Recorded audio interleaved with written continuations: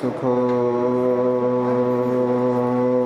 बुद्धान उपादो सुखा सद्धम्मदेशना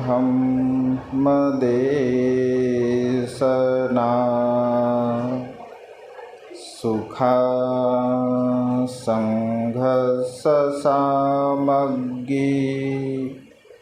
समगानं तपो सुखो। विश्ववंदनीय विश्वशांतिदूत प्रज्ञाशील समाधीचे उद्गाता महान करुणावान करुणेचा सागर तथागत सम्यक संबुद्ध तथागतांचा पावन पवित्र सद्धम्म त्या सद्धम्माचा सातत्याने प्रचार आणि प्रसार करणारा सदापूजनीय भिक्खू संघ बुद्ध धम्म आणि संघ या महान तीन रत्नाची आम्हा सर्वांना माहिती करून देणारे आम्हा सर्वांचा आधारस्तंभ भारतीय घटनेचे शिल्पकार बोधिसत्व गुणपेतन डॉक्टर बाबासाहेब आंबेडकर यांच्या धम्मक्रांतीमध्ये संपूर्ण जीवन समर्पित करतो। आज या मंगलमय प्रसंगी श्रावण पौर्णिमेच्या निमित्ताने आपल्या सुजाता बुद्धविहार N13 मध्ये या श्रावण पौर्णिमेच्या निमित्ताने या पवित्र अशा पर्वावरती वर्षावास अधिष्ठान वर्षावास संकल्प आपण सर्व श्रद्धासंपन्न उपासक उपासिका करत आहात। बौद्ध तत्त्वज्ञानाला अनुसरून आषाढ पौर्णिमा ते अश्विन पौर्णिमा या 3 महिन्याच्या पवित्र कालावधीमध्ये भिक्खू एका ठिकाणी राहून वर्षावास संपन्न करत असतो। 26 वर्षापूर्वी तथागतांनी हा भिक्खू संघासाठी घालून दिलेला विनय आहे। आजतागत त्या विनयाचं पालन भिक्खू संघ करत आहे, भविष्यामध्ये सुद्धा करत राहणार आहे। कारण भगवंताचा धम्म भगवंताचा विनय हा सदा सर्व काळ समान रूपाने सारख्याच स्वरूपामध्ये आचरण करायचं असतो। वंदनेमध्ये आपण म्हणतो ना, चिरं तिठन्तु सद्धम्मो, चिरकाळपर्यंत धम्म आणि विनय हा सदा सर्व काळ आपल्याला टिकून ठेवायचा आहे।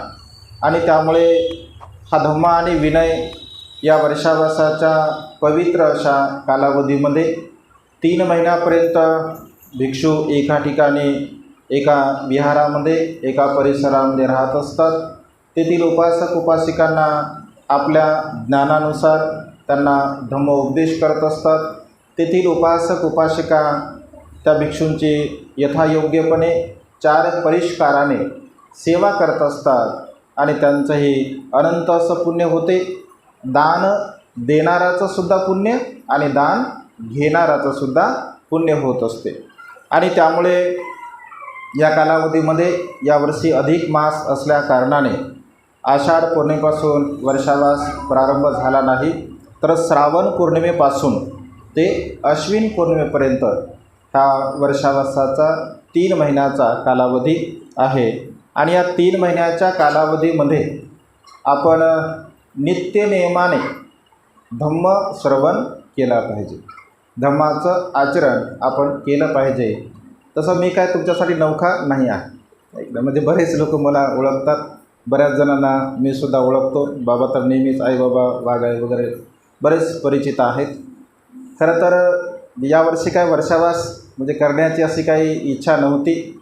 तसं आमचं भंतेसोबत बोलणं झालं होतं, पण भंतेंचा फारच आग्रह होता, आपल्या करुणानंद भंतेंचा, किंवा उपासक उपासिका चांगल्या आहेत आणि विहारामध्ये कोणीच नाही आहे, किमान तसं तर ते म्हणले की 8 दिवसातून एकदा तरी जा किमान, म्हणजे दररोज जर होत नसेल म्हटलं बघूया। नंतर बाबाचा फोन आला, आणखी 1-2 उपासकांचा फोन आला। तर वर्षावासाच्या या कालावधीमध्ये काही अधिष्ठान आपण करायचं असतं, जे की आम्हीसुद्धा अधिष्ठान म्हणजे केले होते. वर्षावास म्हणजे तसं नित्यनियमाने प्रवचन असतातच, आपण चॅनलवरती बघता. मी असं ठरवलं होतं की शांत बंद खोलीमध्ये यावेळेचा वर्षावास करावा, वेगवेगळ्या विषयावरती प्रवचनं रेकॉर्डेड करायचे. हे प्रवचन आता यूट्यूबला जाणार आहे. म्हणजे दररोज आपले जे प्रवचनं होतील ते सर्व प्रवचनं रेकॉर्डेड असतील आणि सर्व प्रवचनं यूट्यूबला जाणार आहे. तुम्ही सर्व बरेच लोक फॉलो करता आपल्या प्युरिटी ऑफ माइंड या चॅनलला. सर्व म्हणजे जिथे जिथे कुठे प्रवचन होतील ते सर्वच्या सर्व प्रवचनं, अगदी छोटासा घरचा कार्यक्रम जरी असेल तरीसुद्धा तेथील प्रवचन आपण यूट्यूबला म्हणजे शेअर करत असतो. कारण आज इथे तुम्ही 50 लोक बसले आहात, परंतु यूट्यूबला हजारो लोक, लाखो लोक त्या ठिकाणी धम्मदेशना श्रवण करतात. आता सकाळी बघा आम्ही भुसावळला होतो, म्हणजे मी भुसावळला सकाळी होतो, आता इथे आहे. सकाळचं प्रवचन 9 वाजताचं तिथलं प्रवचन सकाळी 9 नाश्ता केलं मी, 1 वाजता अपलोड केलं मी. म्हणजे भोजन वगैरे झालं, परित्राण झाला, देशना झाली, प्रवचन झालं. आज म्हणतं पौर्णिमा आहे, आज लेटेस्ट विषय आपण म्हणजे पौर्णिमेचं महत्त्व म्हणजे यूट्यूबला टाकायला पाहिजे. 1 वाजता अपलोड केलेलं प्रवचन तिथे 5, 25, 30 लोक होते. यूट्यूबला तेच प्रवचन 3,500 लोकांनी आतापर्यंत बघितलं. म्हणजे 3,500 लोकांपर्यंत तो आजचा उपदेश म्हणजे गेलेला आहे. आणि त्यामुळे हे जे धम्म प्रचार करण्याचं एवढं प्रभावशाली माध्यम आहे, म्हणजे इंटरनेट माध्यम, सोशल मीडिया, धम्म प्रचाराचं खूप प्रभावशाली असं माध्यम आहे. आणि त्याचा उपयोग आपण केला पाहिजे, त्याचा उपयोग आपण घेतला पाहिजे. तर आम्ही 2, 3, 4 भंतेंचे प्रवचन आहेत. भंतेंचं, करुणानंद भंतेंचं द ग्रेट हॅपीनेस आहे, माझं प्युरिटी ऑफ माइंड आहे, ज्ञानरक्षक भंतेंचं ज्ञान सत्यशोधक आहे, एन धम्मानंद भंतेंचं सर्च रिसर्च असं आहे. चौघांचे 4 चॅनल आणि 4ही वेगवेगळ्या प्रकारचे विषय त्यावरती आपल्याला श्रवण करायला मिळतात. आणि त्यामुळे हा जो आपला 3 महिन्याचा जो कालावधी आहे, या 3 महिन्याच्या या पवित्र कालावधीमध्ये म्हणजे ज्ञान ग्रहण करण्याची, ज्ञान संपादन करण्याची एक तुम्हाला सुवर्ण संधी आहे. संधी जीवनामध्ये वारंवार येत नसते, आहे की नाही? कारण आताच्या घडीमध्ये तर कधी काय होईल याचा काही भरोसा नाही आहे. त्यामुळे मिळालेलं जेवढं काही आपल्याला आयुष्य असतं, त्या मिळालेल्या आयुष्यामध्ये आपल्या जीवनामध्ये आलेल्या सुवर्ण संधीचा आपल्याला लाभ घ्यायचा आहे. आणि त्यामुळे हा जो 3 महिन्याचा हा जो पवित्र कालावधीमध्ये आहे, या 3 महिन्याच्या पवित्र कालावधीमध्ये अधिक धम्मश्रवण मला कशा प्रकारे म्हणजे करता येईल याची दक्षता आपण घेतली पाहिजे. आज उशीर झालेला आहे, जे 6ला शार्प स्टार्ट होणार, कारण 7:30ला मी पुन्हा पवननगरला म्हणजे जाणार आहे. म्हणजे 6 ते 7 1 तासापर्यंत तुमच्याकडे मी असेल. 1 तास तुम्हाला नित्य नियमाने रोज देणार आहे. कारण कसं भोजन हे अर्धवट नसावं, ऐक ना. भोजन जर अर्धवट असेल तर म्हणजे जेवणाला काही अर्थ नाही आहे, ऐक ना. भोजन हे पोटभरच पाहिजे आणि पोटभरच भोजन आपल्याला मिळणार आहे. अर्धा तास मला यासाठी, कारण इथून पवननगरला मी पायी जाणार आहे. म्हणजे माझा संकल्प असा आहे वर्षावासामध्ये, आज गाडी आणली, उद्या काय गाडी येणार नाही आहे. म्हणजे मयूर पार्कमधून इथेसुद्धा मी पायीच येणार आहे, इथून तिथेसुद्धा पायीच जाणार आहे. म्हणजे जेवढं पायी चालणं होईल तेवढं चालायचं आणि नंतर ॲटोने जायचं. या वर्षावासामध्ये असा माझा संकल्प आहे. त्यामुळे अर्धा तास मधल्या काळामध्ये मला तो मिळणार आहे. त्यामुळे शार्प 6ला आपण स्टार्ट करणार आहोत उद्यापासून. आणि जर समजून घ्या, तुम्ही वंदना जर रेग्युलर करत असाल, ऐक ना, म्हणजे त्रिरत्न वंदना तुम्ही रेग्युलर करत असाल किंवा सुत्तपठण तुम्ही रेग्युलर करत असाल, तर त्याच्यामध्ये खंड पडू नये, त्याचं तुमचं ते सातत्य असावं. तर मग तुम्ही 10 मिनटं 15 मिनटं अगोदर या आणि वंदनेला तुम्ही स्टार्ट करा. कारण मी म्हणजे वंदनेला तुम्ही जरी वंदना घेतली तर काही प्रॉब्लेम नाही आहे, कारण तुम्ही सर्व जाणकार आहात, तुम्हाला सर्वांना वंदना येते. आणि त्यामुळे तुम्ही वंदना अगोदर जर घेतली तर आल्या मी प्रवचनाला म्हणजे स्टार्टसुद्धा करू शकतो. जेवढं अधिक ज्ञान तुम्हाला संपादन करता येईल तेवढं संपादन करण्याचा प्रयत्न तुम्ही केला पाहिजे. आणि राहिला प्रश्न या वर्षावासाच्या कालावधीमध्ये म्हणजे काय सांगायचं किंवा काय श्रवण करायचं, काय ऐकायचं, तर तुम्ही जे म्हणसाल ते ऐका. म्हणजे तुम्हाला जे जे वाटेल किंवा ज्या ज्या विषयावर वाटेल, ऐक ना, ज्या विषयाच्या संदर्भामध्ये वाटेल किंवा काही एनिवे जेवढं काही बुद्ध तत्त्वज्ञान आहे त्या तत्त्वज्ञानाच्या संदर्भामध्ये कुठल्याही विषयावरती धम्मदेशना होत राहील. तुम्हाला जर असं वाटत असेल किंवा एखादा ग्रंथ आपण म्हणजे वाचावा जेणेकरून कंटिन्युटी आपल्याला त्या ग्रंथामध्ये राहील, तर तसंही तुम्ही ते ठरवा. किंवा मग प्रवचन तर मी नित्यनेमाने करेलच, तो काही विषय नाही आहे. तर वेगवेगळ्या विषयावरती सुद्धा प्रवचनं होतील. किंवा तुम्हाला असं वाटलं की बा ग्रंथ आपण ऐकावा, ऐक ना, ग्रंथ आपण एखादा समजून घ्यावा, तर तो ग्रंथसुद्धा आपण लावू शकतो. मग बुद्धानेचा धम्मग्रंथ मला वाटतं नित्यनेमाने आपण ऐकतोच. त्यामध्ये बुद्धदान धम्म आहे, ऐक ना, मिलिंद प्रश्न आहे, ऐक ना, धम्मपद अठ्ठकथा आहे किंवा सुत्तनिपात आहे. कोणताही ग्रंथ तुम्हाला जे वाटत असेल तर त्या ग्रंथावरती आपण भाष्य रोज 1 तासापर्यंत म्हणजे 40-45 मिनटं किंवा जास्तीत जास्त 50 मिनटं, 1 तास, 1 तासाच्या वर देशना होणार नाही. 1 तास लिमिटेशन असेल धम्मदेशनेचं. मला काय हसवता येत नाही आणि मी काय हसवण्याच्या भानगडीमध्ये पडत नाही.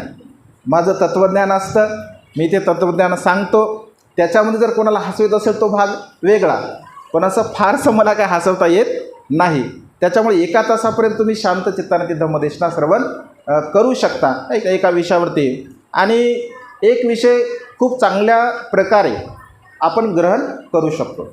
एक विषय म्हणजे सायकोलॉजिकली 45 मिनटं एका विषयाला मनुष्य चांगल्या प्रकारे एकाग्र चित्ताने ग्रहण करू शकतो.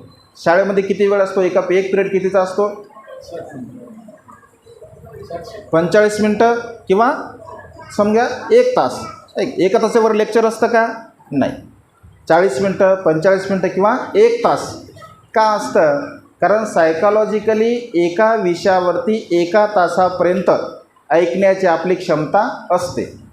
त्याच्यानंतर जर आपण समजा ऐकण्याचा प्रयत्न करत असेल तर मग नळी फुंकली सोनारे आणि जिकडून तिकडे गेले वारे, मग काही लक्षामध्ये राहत नाही.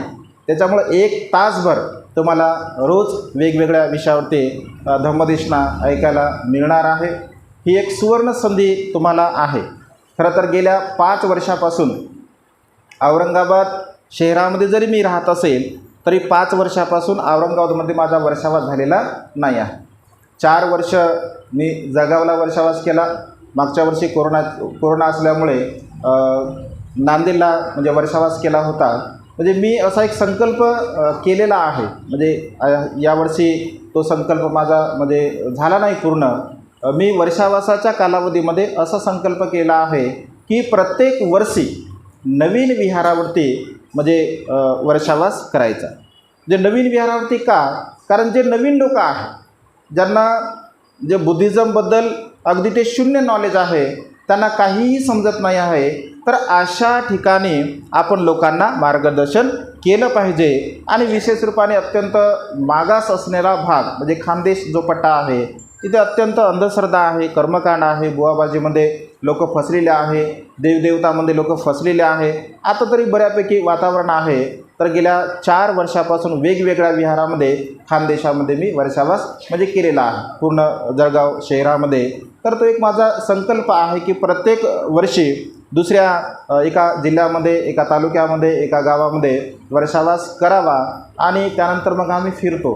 आम्ही म्हणजे सर्वच 9 महिन्यापर्यंत धम्मप्रचार आणि प्रसार करण्यासाठी वेगवेगळ्या भागामध्ये जात असतो. आणि हे 3 महिने आपल्याला एक चांगल्या प्रकारे लोकांना सांगण्याची एक सुवर्ण संधी आहे. आपल्याकडे बऱ्याच वर्षापासून करुणानंद भंतेजी येतात, ऐक नाही, मला वाटतं ज्ञानलक्ष्मी भंतेजीने सुद्धा आपल्याकडे वर्षावास केला. आणखी भंतेंनी वर्षावास आपल्याकडे केले, सुगतबुद्धी भंतेने सुद्धा आपल्याकडे वर्षावास केला. आणखी भिक्षूंनी म्हणजे बऱ्याच भिक्षूंच्या धम्मदेशना आपण श्रवण करता. आपल्यामध्ये ते श्रद्धा बीज आहे. ऐक ना, श्रद्धा बीज जर असेल तर त्या सगळ्या काही गोष्टी आपण करू शकतो. आणि आपण श्रद्धावान आहात, भंतेच्या संपर्कामध्ये आहात, भिक्खू संघाच्या संपर्कामध्ये आहात, त्यामुळे तुम्हाला काय फारसं अधिक असं सांगण्याची गरज नाही आहे. म्हणजे प्रायमरी ज्या गोष्टी असतात त्या सर्व काही गोष्टी तुम्हाला माहिती आहे आणि त्यामुळे नित्य नियमाने आपण विहारामध्ये यावं, धम्मदेशना श्रवण करावी. कारण पौर्णिमेला आपण आलो आणि बाकी इतर दिवस समजून घ्या जर नाही आलो तर नाही येणाराचा काही म्हणजे त्या आपला काही त्यासाठी लॉस होणार नाही आहे. कारण जो येईल, जो ग्रहण करेल त्याला त्याचा लाभ होणार आहे, जो येणार नाही त्याला त्याचा काही लाभ होणार नाही. आणि त्यामुळे असा तुम्ही संकल्प करा, संकल्प नव्हे मी तर असं म्हणेल की तुम्ही असं अधिष्ठानच करा की 3 महिन्यापर्यंत 1 तास, 24 तासामधील 1 तास मी माझ्या स्वतःच्या जीवनासाठी देणार आहे. कारण हा जो 1 तास आहे हा तास तुमचा आहे आणि तो केवळ तुमच्यासाठी आहे. तुम्ही आहात तिथे, हा तास फक्त तुमच्यासाठी असतो. कारण आपण केलेलं कुशल कर्म इतरांना आपण वाटू शकतो, देऊ शकतो, पण त्या पुण्यकर्मामध्ये सर्वच्या सर्वच आपण जे प्राप्त करेल ते त्याला प्राप्त होईल असं नाही आहे. कारण तसं जर झालं असेल मग विहारामध्ये येण्याची काही गरज नसते, धम्मदेशना श्रवण करण्याची काही गरज नसते. आणि त्यामुळे ज्याचं कुशल कर्म असतं, ज्याचं पुण्यकर्म असतं तर त्याला त्याचा लाभ होत असतो. आणि त्यामुळे हे पुण्यकर्म, हे कुशल कर्म तुम्हाला तुमच्या जीवनामध्ये म्हणजे एक सुवर्ण संधी आहे या वर्षावासाच्या 3 महिन्याच्या कालावधीमध्ये. आणि जसं म्हणजे एकदा जर अधिष्ठान केलं समजून घ्या आहे की नाही, तर मग तुम्ही कितीही जरी आले म्हणजे 1 आले, 2 आले, 10 आले, 20 आले तरी प्रवचन 1 तास होईल. 1 व्यक्ती जरी आला तरी प्रवचन 1च तास होईल. कारण समोर कॅमेरा असेल आहे ना, कॅमेऱ्यावरती हजारो लोक त्या ठिकाणी बघतात. तर त्यामुळे असं काही संकोच होणार नाही की बा आता आम्ही 2च महिला आहो, आम्ही 10च महिला आहो, आम्ही 20च महिला आहो, मग बंदीचे आता बोलतात का नाही, तसा आपल्याकडे विषय काही नाही. मला बंद कमऱ्यामध्ये बोलायची सवय आहे. म्हणजे माझ्यासमोर एकही व्यक्ती जरी नसेल तरीसुद्धा तेवढ्याच उत्साहाने मी प्रवचन करतो या कॅमेऱ्याला. कारण कॅमेऱ्याला प्रवचन करायची मला सवय आहे. त्याच्यामुळे लोक पाहिजे असा आपल्याकडे काही विषय नाही आहे. त्यामुळे तुम्ही बिनधास्त राहा.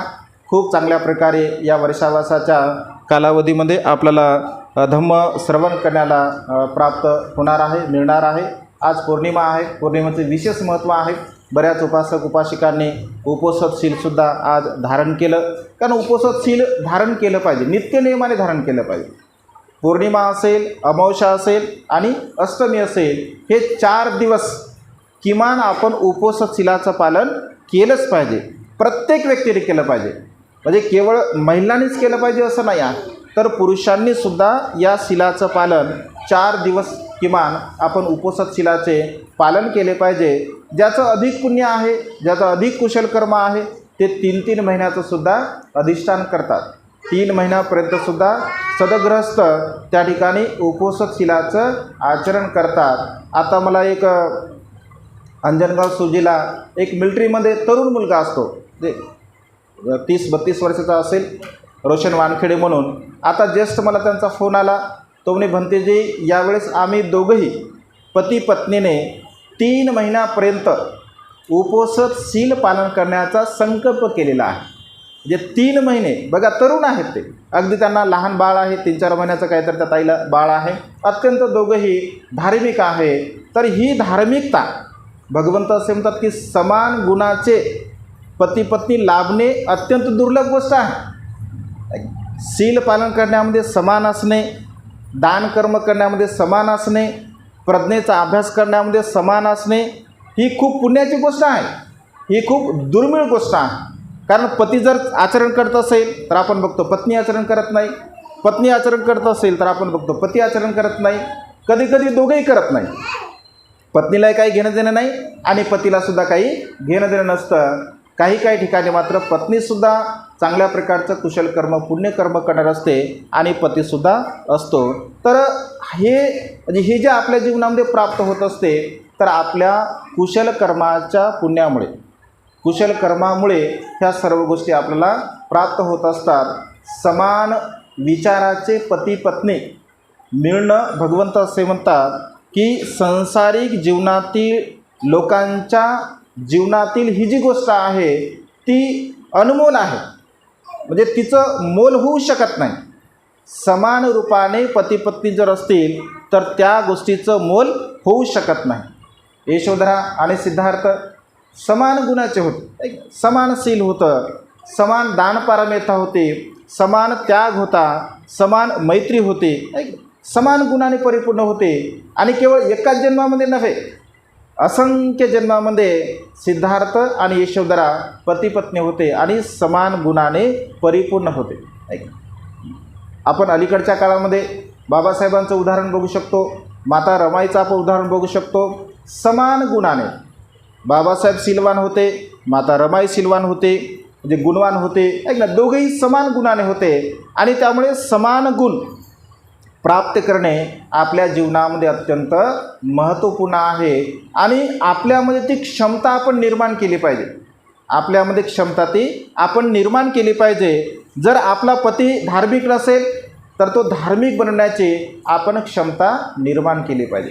आपली पत्नी जर धार्मिक नसेल तर आपण ती क्षमता निर्माण केली पाहिजे की माझी पत्नीसुद्धा धार्मिक झाली पाहिजे. किती मोठं माता विशाखेचं उदाहरण आहे आपल्यासमोर. माता विशाखा ही जैन धर्माला मानणारे यांच्याकडे होती, आहे का ना. मिगार जैनाला मानत होता, अत्यंत मिथ्या दृष्टीचा मिगार होता. तरीसुद्धा माता विशाखेने आपल्या मैत्री बलाने, नाही, आपल्या सासऱ्याला, आपल्या पतीला, आपल्या घरातील लोकांना सर्वांना जिंकलेला आहे. म्हणजे आपल्यामध्ये जर चांगले गुण असतील, आपल्यामध्ये जर सदाचार असेल, आपल्यामध्ये जर नीतिमत्ता असेल तर आपण आपल्या आचरणाने इतरांनासुद्धा आपण बदलवू शकतो.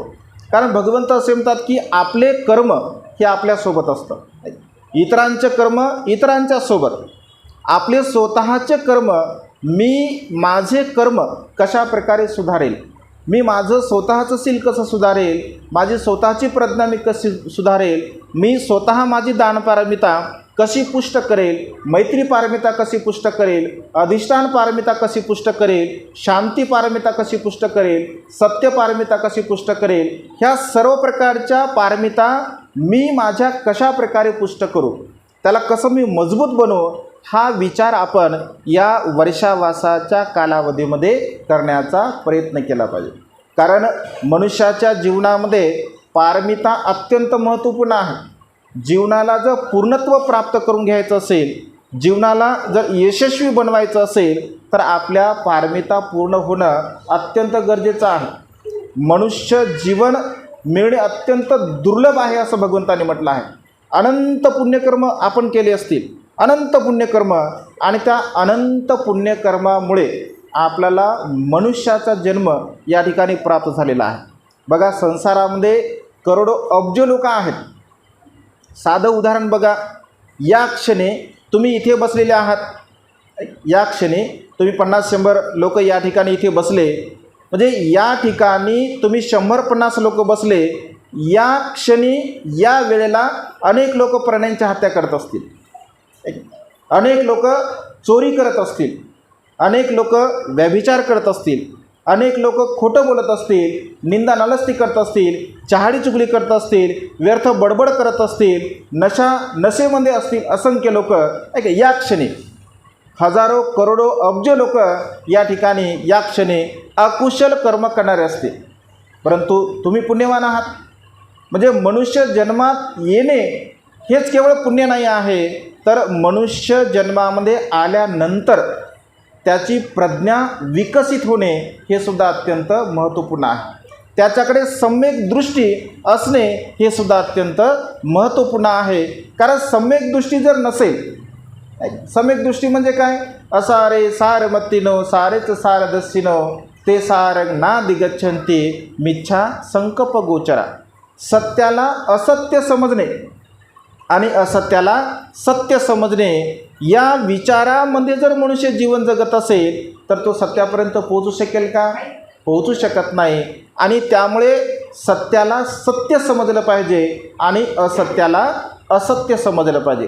हा दृष्टिकोन, हा विचार, हा राईट व्ह्यू बघण्याचा दृष्टिकोन ज्या मनुष्याकडे असतो तर तो मनुष्य योग्य मार्गाने आपलं जीवन जगण्याचा प्रयत्न करत असतो. आणि त्यामुळे सम्यक दृष्टी आपल्या प्रज्ञेला विकसित करत असते. आणि सम्यक दृष्टी आपण आपली जागरूक केली पाहिजे की माझ्या हिताचं काय आहे, माझ्या सुखाचं काय आहे, माझ्या कल्याणाचं काय आहे, मी काय केल्यानंतर मला सुख प्राप्त होणार आहे. कारण प्रत्येक मनुष्य, मग तो कोणत्या जातीचा असो, पंथाचा असो, वर्णाचा असो, संप्रदायाचा असो, भारतात राहणारा असो, विदेशामध्ये राहणारा असो, जंगलामध्ये राहणारा असो, कुठेही राहणारा मनुष्य असो, प्रत्येक मनुष्याला असं वाटतं की मी सुखपूर्वक जीवन जगलं पाहिजे. माझ्या जीवनामध्ये कोणतं दुःख नसावं, कोणत्या समस्या नसावी, कोणतं कष्ट नसावं, मी बेचैन नसावे, असं प्रत्येकाला वाटतं. प्रत्येक मनुष्याची इच्छा असते की मी सुखी असावं. सगळेच मनुष्य सुखी आहेत का बरं? दुःखीच तर सगळे लोक आहे. कोणाला जरी विचारलं, पहिल्यांदा आपल्याला एखादा व्यक्ती जर भेटला तर काय विचारतो? बरं आहे ना तुमचं? बरं आहे का म्हणतो. हां, मग तो जर समजा कधी कधी म्हणतो की हां ठीक आहे, बरं चाललं. कधी कधी म्हणतात काय खरं नाही, घरचे काय बरोबर नाही म्हणतात. ऐक नाही, काय म्हणतात हां सुखी आहो म्हणतात, हॅपी आहो म्हणतात, आनंदी आहो म्हणतात. म्हणजे प्रत्येकाची प्रश्न हे उत्तरं वेगवेगळे असतात. ऐक नाही, कधी कधी मनुष्य सांगतो की काही नाही जीवनाचं, म्हणजे असं वाटतं की जीवन नकोसं वाटते. ऐक नाही, संपून टाकावं असं वाटते. कित्येक लोक आत्महत्या करतात. कित्येक लोक ज्यांच्याकडे करोडो रुपये धनसंपदा आहे असेही लोक आत्महत्या करतात. लोकांना म्हणजे धर्म सांगणारी लोकंसुद्धा आत्महत्या करतात. ऐक, मागे बघा 2-3 वर्षापूर्वी अत्यंत प्रसिद्ध तो भयू महाराज, तुम्ही बघितला कधी? म्हणजे अत्यंत प्रसिद्ध होता तो, अत्यंत प्रसिद्ध होता. त्याने आत्महत्या केली, स्वतःला गोळी घालून घेतली डिप्रेशनमुळे. कारण मनुष्याच्या मनाची मानसिकता ही कधी बदलेल, केव्हा बदलेल हे आपण सांगू शकत नाही. परंतु धम्म जर आपल्यासोबत असेल, धम्मबल जर आपल्यासोबत असेल तर धम्मबल माणसाला जीवन जगायला शिकवत असते. बाबासाहेब म्हणतात माझं मन मजबूत आहे. बाबासाहेब म्हणतात माझं मन मजबूत आहे, मला नैतिक बल प्राप्त झालं आहे. तुमचं मन मजबूत व्हावं, तुम्हाला नैतिक बल प्राप्त व्हावं आणि या भांडवलशाहीच्या विरोधामध्ये संघर्ष करण्यासाठी तुमच्यामध्ये आध्यात्मिक शक्ती निर्माण व्हावी, म्हणून मी तुम्हाला बुद्धाचा सद्धम्म देत आहे. जर तुम्ही त्या सद्धम्माचं अनुसरण केलं आणि त्या सद्धम्माचे संस्कार तुमच्या मुलाबाळावरती जर तुम्ही दिले तर भविष्यामध्ये तुमच्या मुलाबाळांना जेव्हा बुद्धधम्म समजेल, बुद्धधम्माचा संस्कार समजेल, तेव्हा तुमचे मुलंबाळं तुम्हाला धन्यवाद देतील.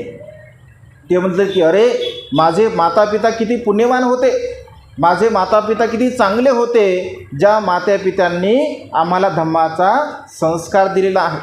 परंतु तुम्ही जर तुमच्या मुलाबाळांवरती धम्माचे संस्कार जर दिले नाही आणि भविष्यामध्ये जर ते मोठे झाले आणि त्यांना जेव्हा त्यांच्या बुद्धीप्रमाणे बुद्ध तत्त्वज्ञान समजलं आणि तेव्हा ते विचार करतील की अरे एवढं महत्त्वपूर्ण बुद्धाचं तत्त्वज्ञान असून माझे मातापिता किती मूर्ख आहे, एवढ्या वर्षापासून बुद्ध विचारापासून मला त्यांनी दूर ठेवलं, माझ्या अधोगतीच्या कारणाला माझे मातापिता जबाबदार आहेत, अशा प्रकारे तुमचे मुलं म्हणतील.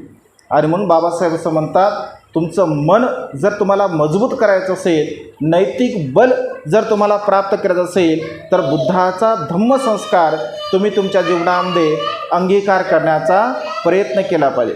कारण बुद्ध विचार हा आपल्या जीवनामध्ये अत्यंत महत्त्वपूर्ण आहे.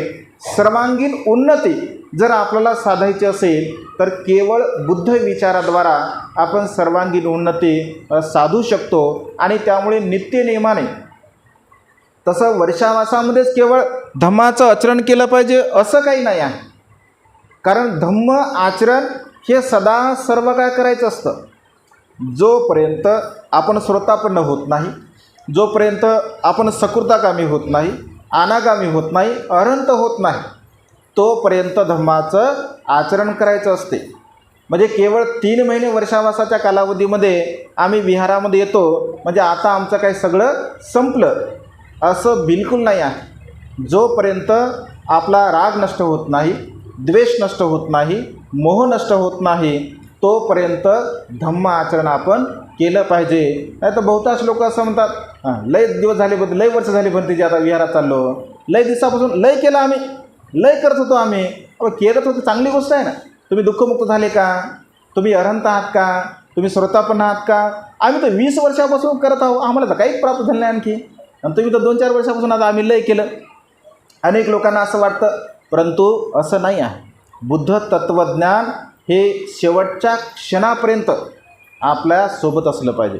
भगवंताला ज्ञान जरी प्राप्त झालं, भगवंत बुद्ध झाले, तरीसुद्धा त्यांना जे ज्ञान प्राप्त झालं होतं त्यांच्या चिंतनामध्ये सदा सर्व काळ भगवंत राहत असत. ध्यान मनन चिंतन भगवंत सदा सर्व काळ करत असत. आणि त्यामुळे आपण बघतो अनेक भिक्षूंनी भगवंताला प्रश्न केले, तेव्हा भगवंत सांगायचे, मी या समाधीमध्ये होतो, मी या अवस्थेमध्ये होतो, मी या ध्यानामध्ये होतो, मी या ध्यानाला प्राप्त करत होतो. असे अनेक प्रश्न भगवंताला अनेक भिक्षू करायचे. कारण भगवंत असे म्हणतात की हे जे अमृत आहे, या अमृताचा स्वाद आपण जेव्हा जेव्हा आपल्याला वेळ मिळत असतो तेव्हा या अमृताचा स्वाद आपण घेण्याचा प्रयत्न केला पाहिजे. आणि बुद्ध तत्त्वज्ञान हे अमृता समान आहे. बुद्ध तत्त्वज्ञान हे अमृताप्रमाणे आहे. आणि त्यामुळे सदा सर्व काळ बुद्ध तत्त्वज्ञानाचा आपण अंगीकार करावा, उपोषणशील आपण धारण करावं. आज बघा ना, आजची पौर्णिमा, 999 खून करणारा डाकू अंगुलीमाल आज बुद्धाला शरण गेला. 999 खून साधी गोष्ट आहे का? सहज जर आपल्याला रागाने जर बोलायचं असेल तर मनामध्ये द्वेष उत्पन्न करावा लागतो. सहज जर रागाने कोणाला बोलायचं असेल, भांडण करायचे असतील तर राग किती उत्पन्न करावा लागतो. इथे तर हत्या केल्या गेल्या. 1 नव्हे 2 नव्हे तर 999 लोकांना अंगुलीमालने मारलं. परंतु बुद्ध आहेत. बुद्ध जेव्हा त्याला भेटतात तेव्हा म्हणतात की अंगुलीमाल, तुझ्यातलं साधुत्व आणखी मेलं नाही आहे, तुझ्यातलं साधुत्व आणखी जिवंत आहे. तू जर ठरवलं तर आताही संत पदाला तू प्राप्त होऊ शकतो. म्हणजे बघा, 999 खून करणाऱ्या डाकू अंगुलीमालाच्या मनामध्ये भगवंत श्रद्धेचं बीज आजच्या या श्रावण पौर्णिमेला पेरतात. आणि अंगुलीमाल हत्या टाकून देतो, ध्यान मनन चिंतन करतो आणि अरहंतापैकी एक होत असतो. आपण डाकू अंगुलीमालच म्हणतो. डाकू तर कधीच संपला. डाकू हा कधी संपला? अरहंत अंगुलीमाल असं म्हटलं पाहिजे आपण, नाही का? अरहंत होते, ते दुःखमुक्त होते. आणि त्या अरहंत अंगुलीमालाला भगवंताने आज दीक्षा दिली. एवढंच नव्हे तर अंगुलीमालाला भगवंताने एवढ्या स्टेपपर्यंत पोहोचून नेलं तर त्याचं स्वतःचे कुशल कर्म होते, पुण्यकर्म होते.